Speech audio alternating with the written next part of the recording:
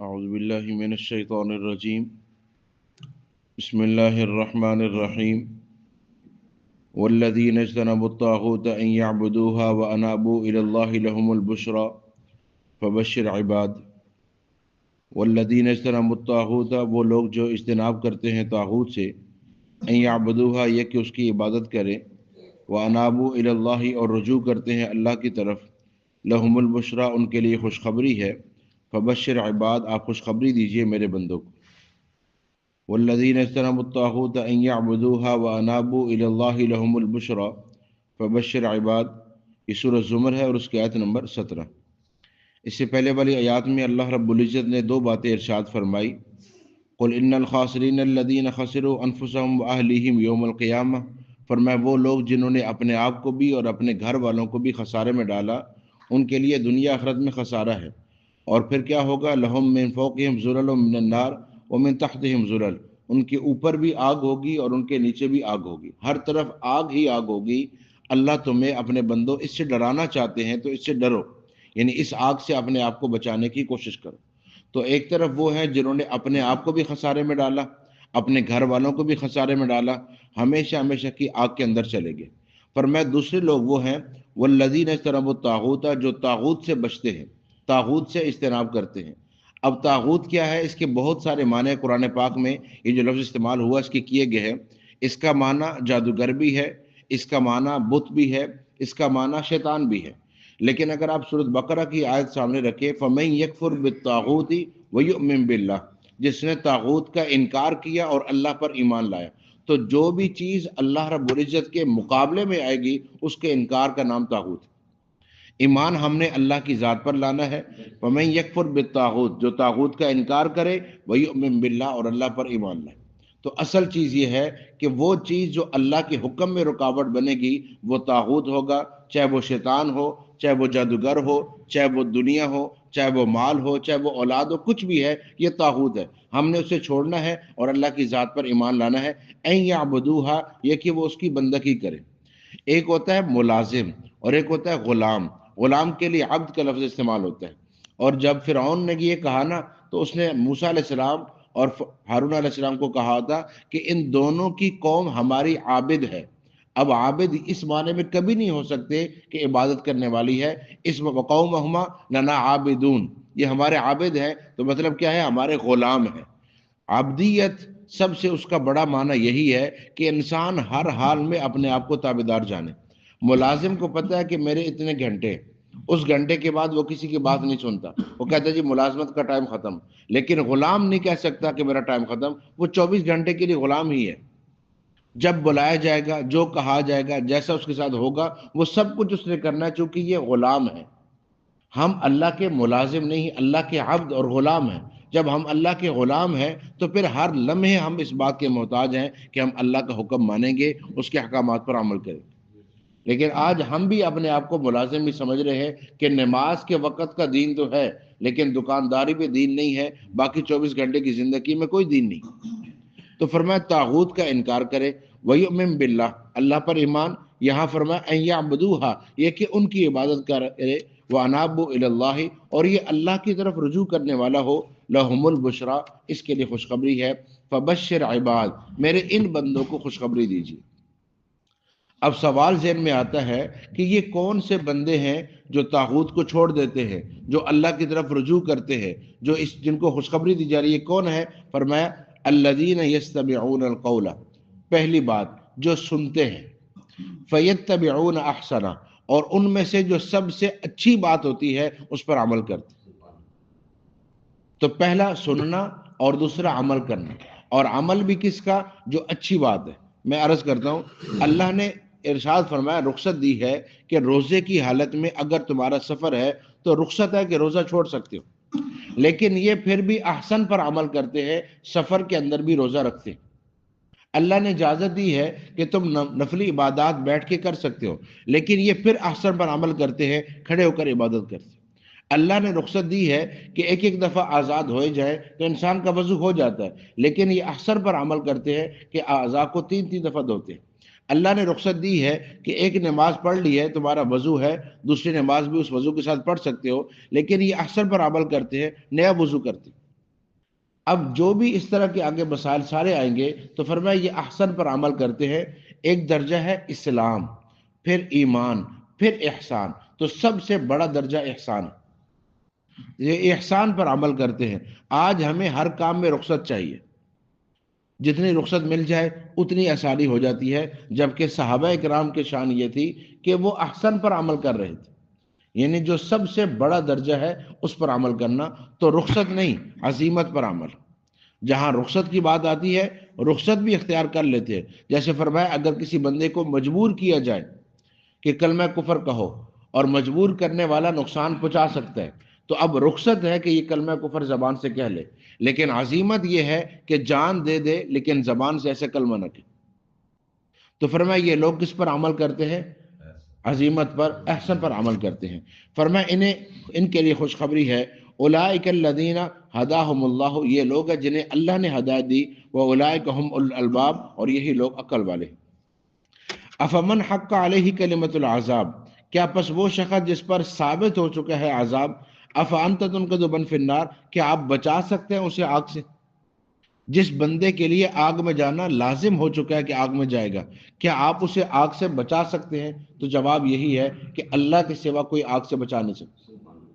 جس نے آگ میں جانا ہے اور اللہ نے طے کر دیا ہے وہ آگ میں ہی جائے گا.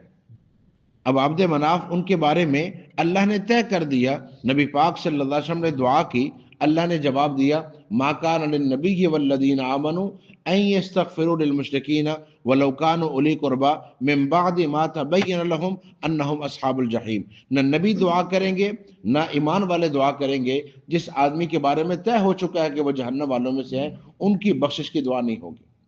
اب اس آیت میں تو یہ فرمایا کہ دعا ہی نہیں کرنی، لیکن جب آپ نے عبداللہ بن ابی کا جنازہ پڑھایا تو اللہ نے آیت اتاری، استغفر لهم او لا تستغفر لهم ان تستغفر لهم 70 مرۃ فلن یغفر اللہ لهم. آپ اس کے لیے بخشش مانگے نہ مانگے، آپ 70 دفعہ مانگے، اس سے زائد مانگے، تب بھی میں اسے معاف نہیں کروں گا. اعلان کر دیا اللہ نے ان کی بخشش نہیں ہے. تو جن کا آگ میں جانا مقدر ہو چکا ہے، یعنی جن کی موت حالت کفر میں آئی ہے، اب کوئی ان کو آگ سے بچا نہیں سکتا. فرمایا لاکن الذین اتقوا ربہم، لیکن وہ لوگ جو تقوی اختیار کرتے ہیں، اپنے رب سے ڈر جاتے ہیں. جیسے شروع میں فرمایا تھا قل یا عبادی الذین آمنوا اتقوا ربکم، میرے بندوں سے فرمایا کہ تقوی اختیار کریں، مجھ سے ڈر جائیں، میری نافرمانی سے اپنے آپ کو بچائیں. اگر یہ بچا لیں گے تو کیا ہوگا؟ لہم غرف من فوقها غرف مبنیہ، ان کے لیے بالا خانے ہوں گے، پھر ان کے اوپر بالا خانے ہوں گے تعمیر شدہ، ایسے تہ بتہ بالا خانے ہوں گے. اب منزلیں کتنی ہوں گی؟ 100 منزلیں ہیں، 1000 منزلیں ہیں، وہ جتنی اللہ چاہیں گے اتنی پھر منزلیں. ایک ہے جنت کے درجات، جنت کے ایک درجے سے دوسرے درجے کا فاصلہ اتنا ہے جتنا زمین سے آسمان کا. ایک یہ ہے کہ جس آدمی کو بالا خانے دیے گئے، جو محل دیا گیا اس کی منزلیں. اب اگر آپ ایک حدیث ساتھ جوڑیں، فرمائے حافظ قرآن سے اللہ فرمائیں گے کہ آیات پڑھتا جا اور درجات چڑھتا جا، جہاں آیات مکمل ہوگی وہی تیرا درجہ ہے. اب 6000 سے زائد تو قرآن کی آیات، تو درجات. اور حضرت عائشہ رضی اللہ تعالیٰ عنہ فرماتی ہیں جتنی قرآن کی آیات ہے اتنے ہی جنت کے درجات ہیں، اس سے آگے درجہ ہے ہی کو نہیں. تو 6000 درجات تو یہ. اب یہ دونوں آیات دیکھیے گا، لَهُم مِّن فَوْقِهِمْ ظُلَلٌ مِّنَ النَّارِ وَمِن تَحْتِهِمْ ظُلَلٌ، اوپر بھی آگ نیچے بھی آگ. ایک یہ ٹھکانہ ہے. اور ایک یہ ٹھکانہ ہے جنت کے اندر جو تقوی اختیار کرتے ہیں، بالا خانے، پھر بالا خانے، پھر اس کے اوپر بالا خانے، اور اندر سے باہر، باہر سے اندر سب نظر آئے گا.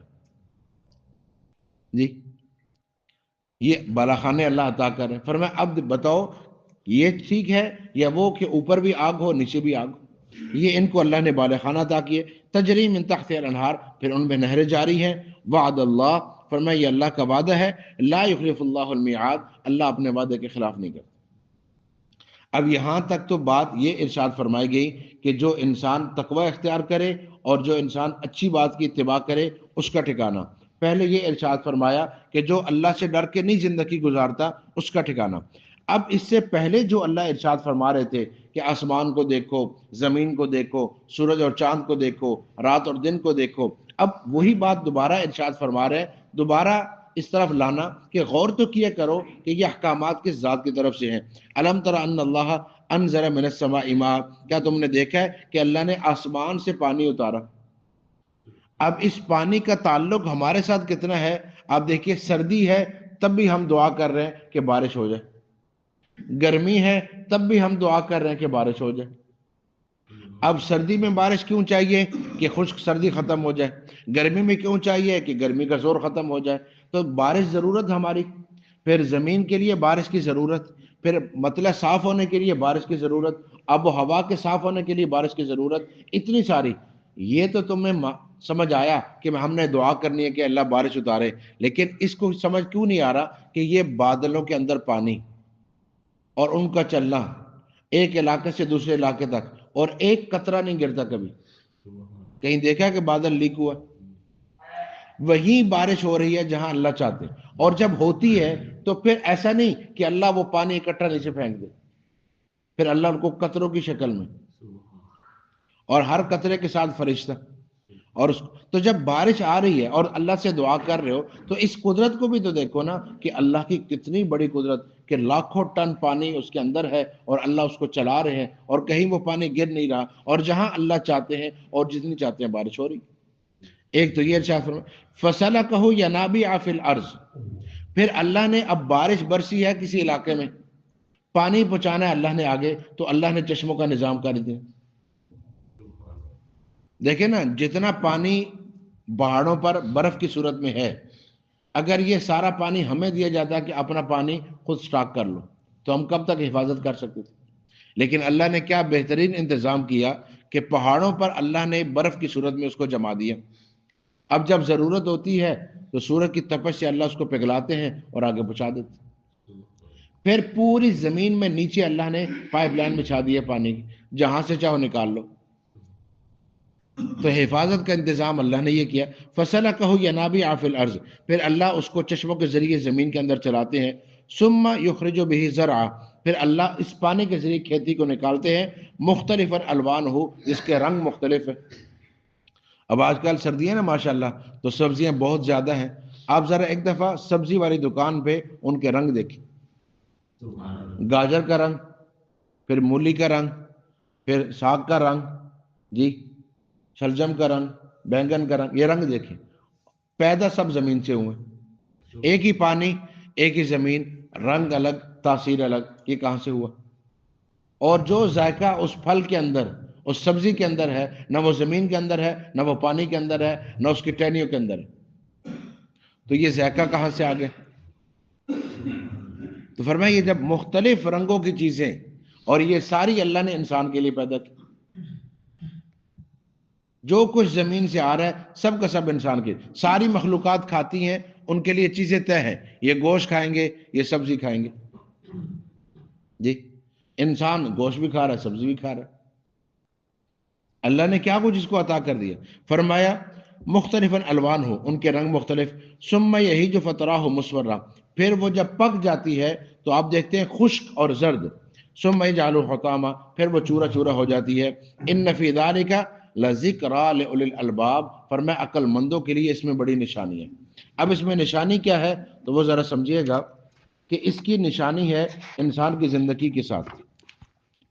اب وہ چھوٹی سی کومپل کمزور، پھر وہ بڑی اور سرسبز ہوئی، پھر وہ اپنی طاقت اور عروج پر ہے اور اچھی طرح اپنا آپ دکھا رہی ہے، پھر وہ کٹ جاتی ہے اور پھر وہ بھوسا ہو کے ختم ہو جاتی ہے۔ انسان پیدا ہوا بچپن میں کمزور، پھر بڑا ہوا طاقتور، پھر اس کے رنگ بدلنے لگ پڑے، پہلے بال سیاہ تھے، پھر بال سفید ہو گئے، پھر بڑھاپا اور پھر ختم۔